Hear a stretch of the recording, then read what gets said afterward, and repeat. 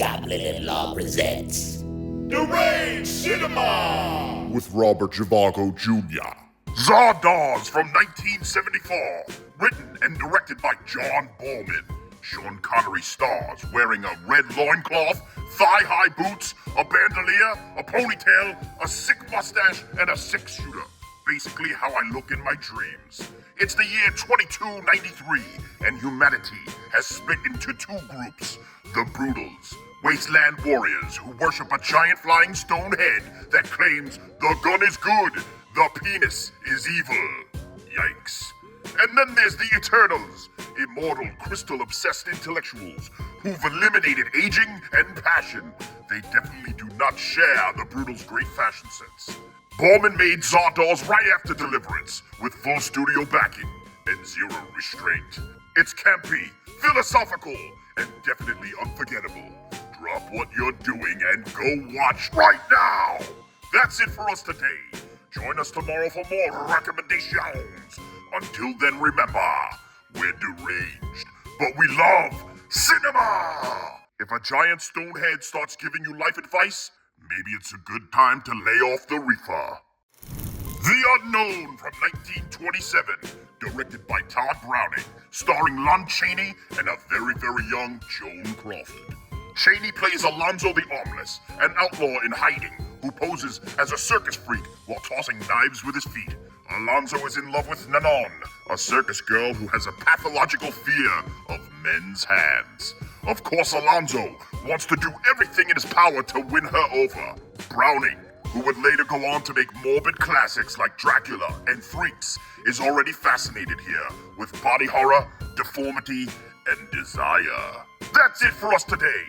Join me tomorrow for more recommendations. Until then, remember, we're deranged, but we love cinema! If someone says they'd do anything for love, you better pray it's Meatloaf, because he won't do that. Night of the Creeps from 1986, directed by Fred Decker.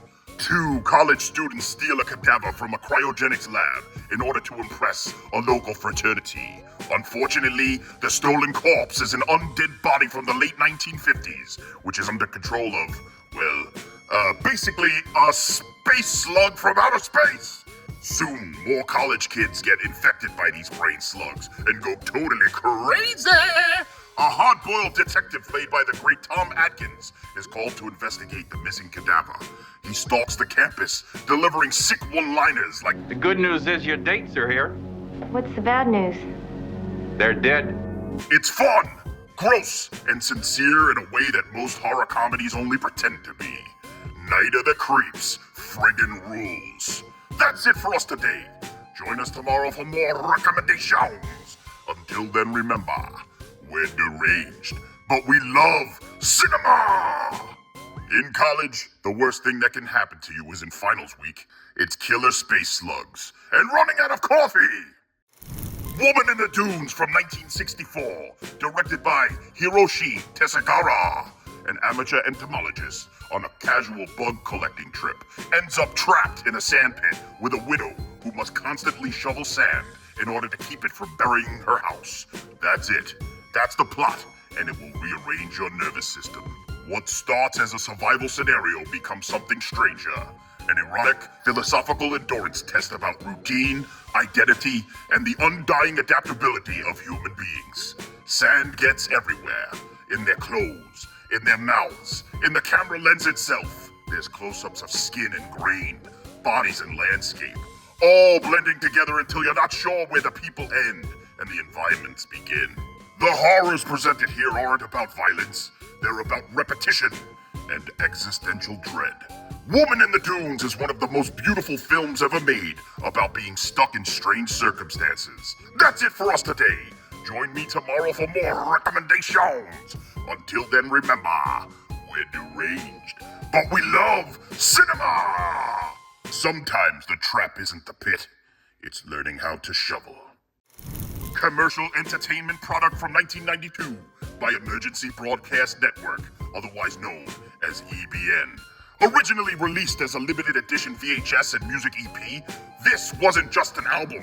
It was a pirate signal EBN pioneered video to audio synchronizations, meaning they chopped up news, anchors, politicians, corporate talking heads, all so that their syllables literally sang to their music.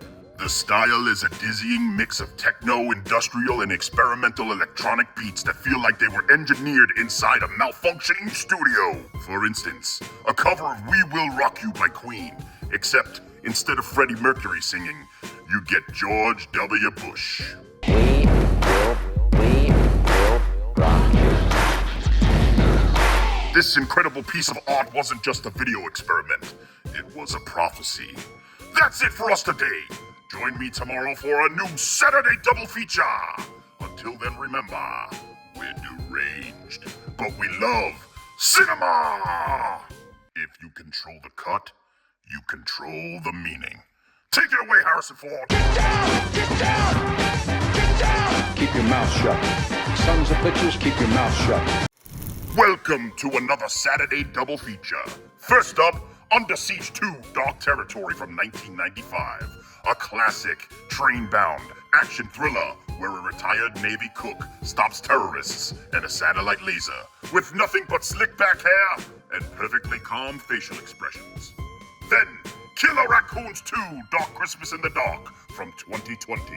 This movie literally remakes Under Siege 2, but with killer raccoons, going full movie mayhem on a Christmas Eve train ride. If you thought Under Siege 2 should be filled with weaponized trash pandas, this is the film for you. So dive in and take the ride, baby. That's it for us today. Join me tomorrow for a brand new Sunday soft pitch. Until then, remember, we're deranged, but we love cinema! Next, they got a remake Out for Justice with some mountain goats. On today's Sunday soft pitch, I present Rain Man 2 Dark Storm, which is available exclusively at Yuki and John's Patreon buffet. Join me tomorrow for a new week of recommendations. Until then, remember, we're deranged, but we love cinema! Yuki